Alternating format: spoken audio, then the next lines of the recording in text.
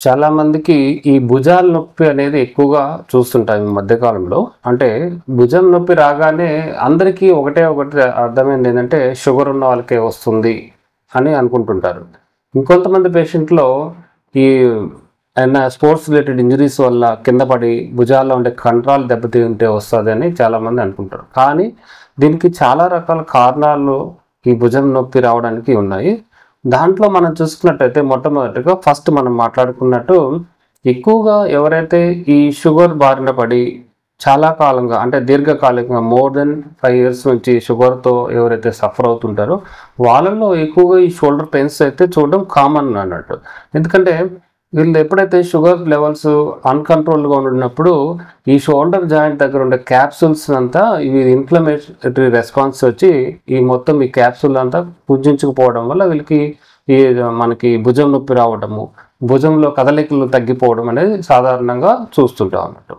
ఇది కాకుండా యంగ్ ఫెలోస్‌లో జనరల్‌గా ఈ స్పోర్ట్స్ ఆడే వాళ్ళలో కొంతమంది లైక్ క్రికెట్ ఆడేవాళ్ళు కావచ్చు, బ్యాడ్మింటన్ కావచ్చు, టెన్నిస్ కావచ్చు.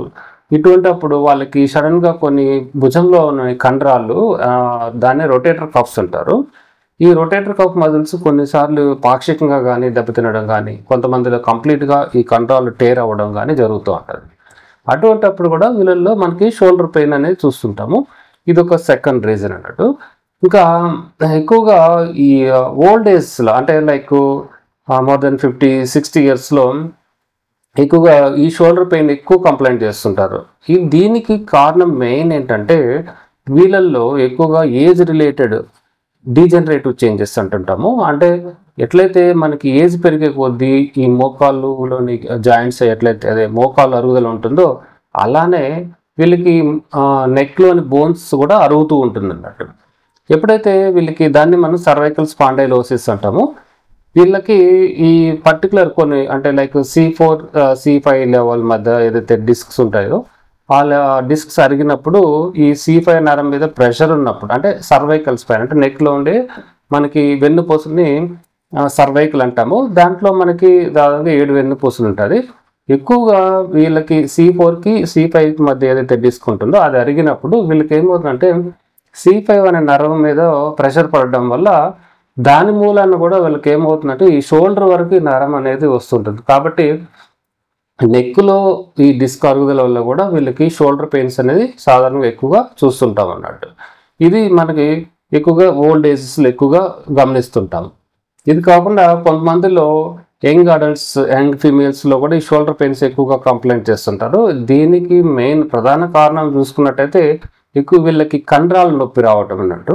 అంటే మనకి ఈ షోల్డర్ వెనకాన అంటే 2 షోల్డర్ బ్లేడ్స్ మధ్య ఏదైతే కండరాలు ఉంటుందో ఆ కండరాల దగ్గర నుంచి కొన్నిసార్లు ఈ ట్రిగ్గర్ పాయింట్స్ అంటారు. మయోఫేషియల్ సిండ్రోమ్ అని, కొన్ని ట్రిగ్గర్ పాయింటింగ్ సిండ్రోమ్ అనేసి ఇటువంటి కండరాల ప్రాబ్లం ఉన్నప్పుడు కూడా వీళ్ళకి ఏమవుతుందంటే ఆ పెయిన్ అనేది మనకి ఈ షోల్డర్స్ బ్యాక్లో మధ్యలోంచి స్టార్ట్ అయ్యి ఈ షోల్డర్ జాయింట్ వరకు వాళ్ళకి రేడియేట్ అవుతూ ఉంటుంది.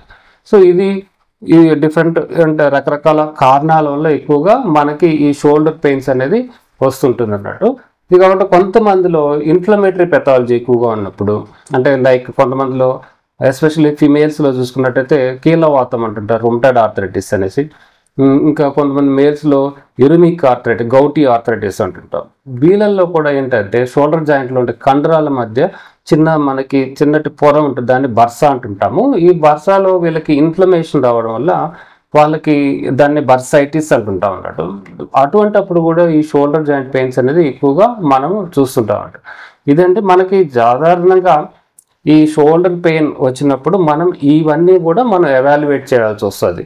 ఒకటి depends upon the age, like వాళ్ళు ఎటువంటి ఏజ్లో ఉన్నారు, స్పోర్ట్స్ రిలేటెడ్ ఇష్యూస్ ఉన్నాయా, డయాబెటీస్ ఏమైనా ఉందా, లైక్ ఇంతకుముందు మాట్లాడుకున్న ఇన్ఫ్లమేటరీ పెథాలజీ ఏమైనా ఉందా, లైక్ ఏమన్నా మరి మెడలో అరుగుదల నెక్లో ఉండే వెన్నుపూసల మొదలు డిస్క్స్ ఏమైనా అరుగుదల ఉన్నాయా, ఇవన్నీ కూడా మనం ఎవాల్యుయేట్ చేసి దానికి కారణం ఏది కనుక్కొని దానికి తగ్గట్టు ట్రీట్మెంట్ చేసినట్టయితే డెఫినెట్గా ఈ షోల్డర్ పెయిన్ మనము రిలీఫ్ అంటే వాళ్ళకి మరైన పరిష్కారం ఇవ్వచ్చు అన్నట్టు.